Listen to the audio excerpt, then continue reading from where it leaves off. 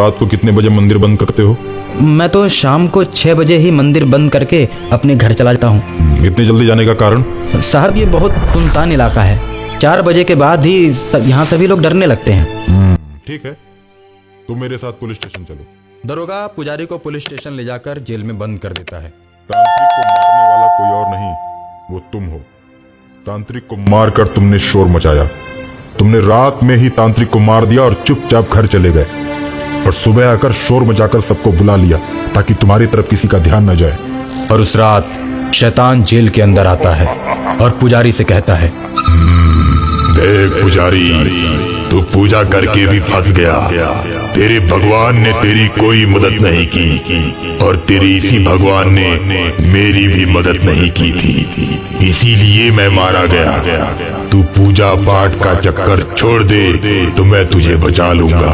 अच्छा, तो तूने उस तांत्रिक को मारा है? तूने ऐसे आदमी को मारा है जो पूरे गांव की भलाई किया करता था? अब तेरा अंत निश्चित है। शैतान जेल में कैद पुजारी को मार देता है।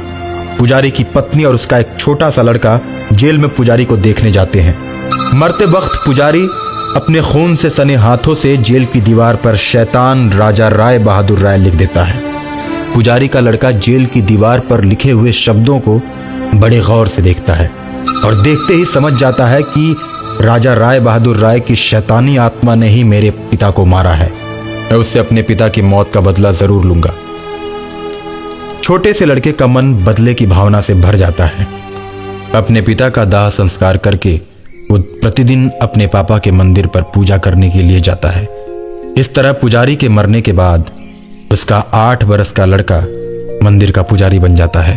वो प्रतिदिन पूजा करते समय शंकर भगवान से यही वरदान मांगता है कि हे प्रभु, हमें इतनी शक्ति दो कि मैं अपने पिता की मौत का बदला शैतान से ले सकूं।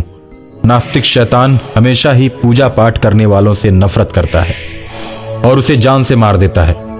वो राजू से भी नफरत करने लगता है। राजू एक दिन मंदिर से पूजा करके घर जा रहा था, तभी अचानक शैतान उसके सामने प्रकट हो जाता है।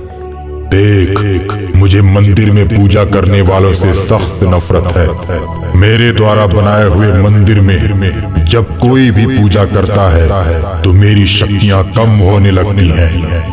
इसीलिए मैं पूजा करने वाले पुजारी को मार देता हूँ। तो मेरे पिताजी का खून तुमने ही किया है?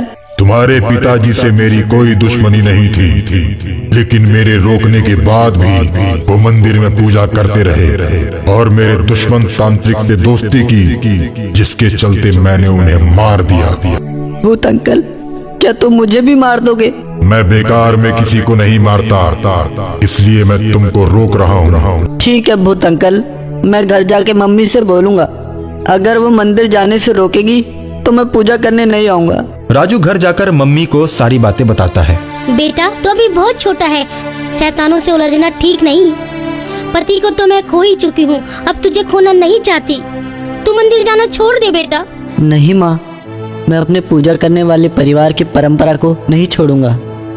मेरे पिता को भी शैतान ने चेतावनी दी थी, फिर भी उन्होंने पूजा नहीं छोड़ी। मैं भी उन्हीं का लड़का हूँ, इसलिए मैं भी पूजा करना नहीं छोड़ूंगा।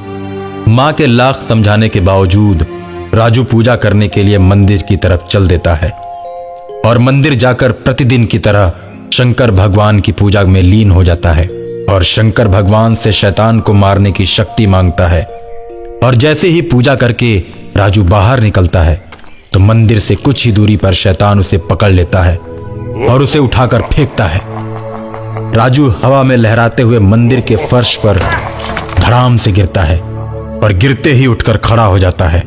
गुस्से में शैतान मंदिर के फर्श पर चढ़ने की कोशिश करता है, लेकिन मंदिर की पहली सीढ़ी पर पैर रखते ही उसका पैर आग से जलने लगता है।